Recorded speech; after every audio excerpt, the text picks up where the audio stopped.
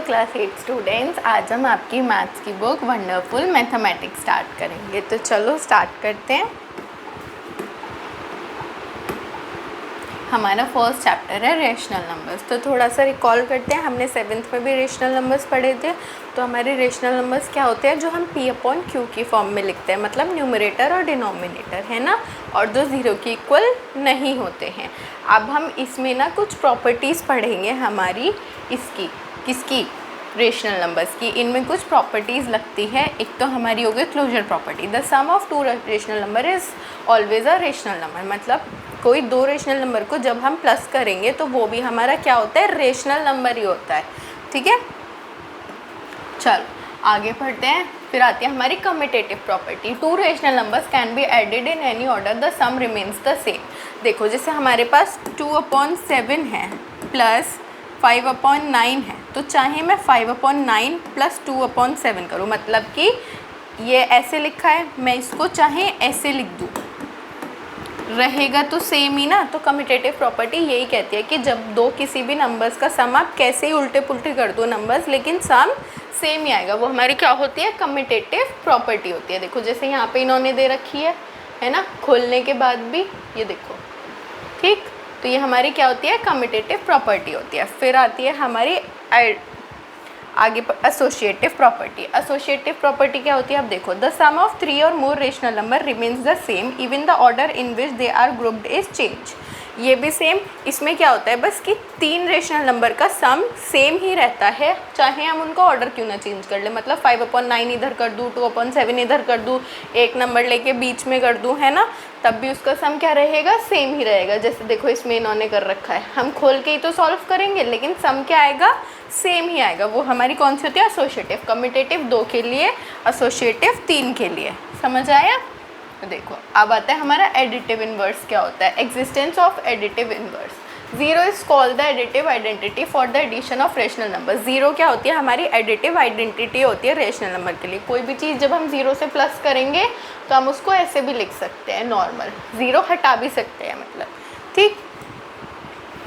चलो अब हम हमारी एक्सरसाइज स्टार्ट करते हैं। एसोसिएटिव प्रॉपर्टी इन्होंने लगा रखी है, देखो सॉल्व कर रखी है। यहाँ पे एक बाहर ले लिया और 2 ए और बी की फॉर्म में ले लिए, है ना। चलो find the additive inverse of each of the following. Additive inverse find करना है हमें। हमने पीछे देखा कि एडिटिव इन्वर्स कैसे फाइंड करते हैं। ये रहा हमारा एडिटिव इन्वर्स। देखो आई शो यू, जैसे -P/Q है तो उसको P/Q भी तो लिख सकते हैं। ये हमारा क्या होगा, एडिटिव इन्वर्स होगा। बस हमें साइन चेंज करने होते हैं। जैसे 2/8 है तो मैं इसको क्या लिख दूंगी, -2/8, एडिटिव इन्वर्स हो गया, ठीक। बाकी पार्ट्स आप खुद करोगे। Verify the commutative property of addition for the following pairs of the rational numbers.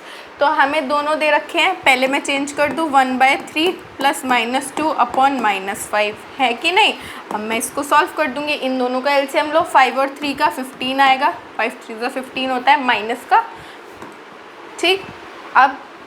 अब क्या करेंगे, 1 और 2 ऊपर हमने जो लिया उस दोनों को ऊपर माइनस का साइन आ जाएगा, माइनस से माइनस को कैंसिल कर देंगे और जो आंसर आएगा हमारा वो हमारा क्या होगा, आंसर होगा। Easy to solve. आप थर्ड क्वेश्चन देखो क्या है। थर्ड क्वेश्चन में x और y की वैल्यू दे रखी है और कुछ नहीं है। x की वैल्यू गिवन है, पुट कर दोगे, y की वैल्यू गिवन है, दोनों में पुट कर दोगे। तो इन्होंने ये बोला है कि जब x माइनस वाई इक्वल नहीं है y माइनस एक्स के, ऐसा क्यों, है ना। तो आप पुट करोगे, सॉल्व करके देखोगे, दोनों का आंसर अलग आएगा। तो यहाँ पे इसको प्रूव करना है। फिर आता है हमारा वेरीफाई वाला। देखो 2 और 1, इसमें हमारी प्रॉपर्टी लग रही है एसोसिएटिव वाली। एक हमने बाहर ले लिया, 2 अंदर ले लिया, यही एक हमने बाहर ले लिया, 2 अंदर ले लिया, चेंज कर रखा है ना। सेम एसोसिएटिव प्रॉपर्टी लग रही है। पहले इन दोनों को अंदर वाले को सॉल्व करेंगे हम, फिर जो आंसर आएंगे उससे इसको सॉल्व करेंगे, इसको सॉल्व करेंगे, आगे कट कर देंगे। 5th क्वेश्चन भी सेम है, हो जाएगा। 6th क्वेश्चन में ट्रू फॉल्स करने हैं, आप पीछे से देखोगे और इसको करोगे। चलो नेक्स्ट देखते हैं।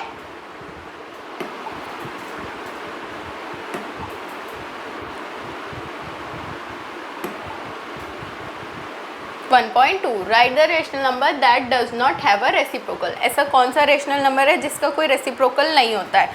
तो मैं 1/1 ले लूँ, है ना, तो इसका कोई रेसिप्रोकल तो नहीं होता है। या 2/2 ले लूँ या 3/3 ले लूँ, कोई रेसिप्रोकल होता है इनका? नहीं होता ना। बस तो फिर हमें ऐसे ही रेशनल नंबर्स लिखने हैं जिसका कोई रेसिप्रोकल ना होता हो। चलो नेक्स्ट पढ़ते हैं। नेक्स्ट हमारा ये बाकी आप खुद करोगे, fill in the blanks. 0 has dash reciprocal. क्या 0 के पास कोई रेसिप्रोकल होता है? नो रेसिप्रोकल, क्योंकि 0 तो अपने आप में खुद में एक आइडेंटिटी है ना, बाकी आप खुद से करोगे। Verify commutative property of multiplication for the following pairs of rational numbers. अब हमें कम्यूटेटिव प्रॉपर्टी लगा के सॉल्व करना है रेशनल नंबर्स की तरह। तो देखो यहाँ पे हमें एग्जाम्पल दे रखा है ना, देखो ये रहा। हम क्या करेंगे, इन दोनों को क्या कर देंगे, मैंने लिया 7/82 इंटू 35/9। अब देखो बेटा, जब प्लस का साइन होता है या माइनस का साइन होता है तो हमें एलसीएम लेना पड़ता है, ठीक है। पर जब हमारे पास सीधा सीधा मल्टीप्लाई होता है ना, तो हम एलसीएम नहीं लेते, एक दूसरे को भी काट सकते हैं। इसमें तो नहीं कटेगा कुछ भी, तो हम क्या करेंगे, डायरेक्ट मल्टीप्लाई करके अपना आंसर लिख देंगे बस, और हमारा आंसर निकल के आ जाएगा। Fourth question, verify the following and name the property. अब हमें वेरीफाई करना है और प्रॉपर्टी का नेम लिखना है। तो इसमें 3 वो है, 3 रेशनल नंबर्स है। 3 वाली कौन सी होती है हमारी? एसोसिएटिव। सॉल्व करो और सामने क्या लिख दोगे, एसोसिएटिव प्रॉपर्टी। इजी। चलो नेक्स्ट देखते हैं, फाइंड यूजिंग डिस्ट्रीब्यूटिव प्रॉपर्टी। अब डिस्ट्रीब्यूटिव प्रॉपर्टी क्या होती है? डिस्ट्रीब्यूटिव प्रॉपर्टी में कुछ नहीं होता, जो चीज़ें कॉमन होती है ना उसको हम बाहर ले लेते हैं। मतलब 7/5 हमारा कॉमन है, तो हम इंटू क्या कर देंगे, a प्लस b कर देंगे। मतलब कि माइनस का 3/12 प्लस 5/12। अब देखो दोनों का सेम है, 12 ही रहेगा, प्लस माइनस माइनस होगा तो यहाँ पे क्या आ जाएगा, 2 आ जाएगा, लेकिन प्लस का क्योंकि माइनस छोटा है तो ये आ गया। तो मैं इसको 1/6 भी लिख सकती हूँ, है ना। और बाहर क्या था हमारा, 7/5 इंटू 1/6 हो गया हमारा। सिंपली 5 6 30, 7 1 7, 7/30 हमारा आंसर आ गया। इजी। तो कुछ नहीं करना, यूजिंग एप्रोप्रिएट प्रॉपर्टी फाइंड। इसमें भी प्रॉपर्टी लगा के फाइंड करना है, या आप खुद से सॉल्व करोगे। प्रॉपर्टीज़ आपको पता है, उसको लगाओ और फाइंड कर दो। Find the multiplicative inverse. Multiplicative inverse find करना है तो कुछ नहीं, उल्टा कर दो। मतलब कि 13/19 है, माइनस का रेसिप्रोकल कर दूंगी 19/13 माइनस का, छुट्टी बस। और जो ये मिक्स वाला है इसको पहले मिक्स से चेंज करो और फाइंड कर दो। चलो नेक्स्ट देखते हैं, name the property under multiplication used in each of the following. Multiplication use हो रखा है, सॉल्व करो और ये आंसर आता है तो हाँ मल्टीप्लिकेटिव प्रॉपर्टी लग रही है। Tell what property should allow you to compute. कौन सी प्रॉपर्टी होनी चाहिए इसमें, तो एक हमने बाहर ले रखा है, 2 चीज़ें हैं तो हमारी एसोसिएटिव प्रॉपर्टी होगी, है ना। टेकिंग x एंड y, ये अब इसमें x और y की और z की हमें वैल्यू दे रखी है, तीनों को पुट करेंगे और उसको सॉल्व कर देंगे।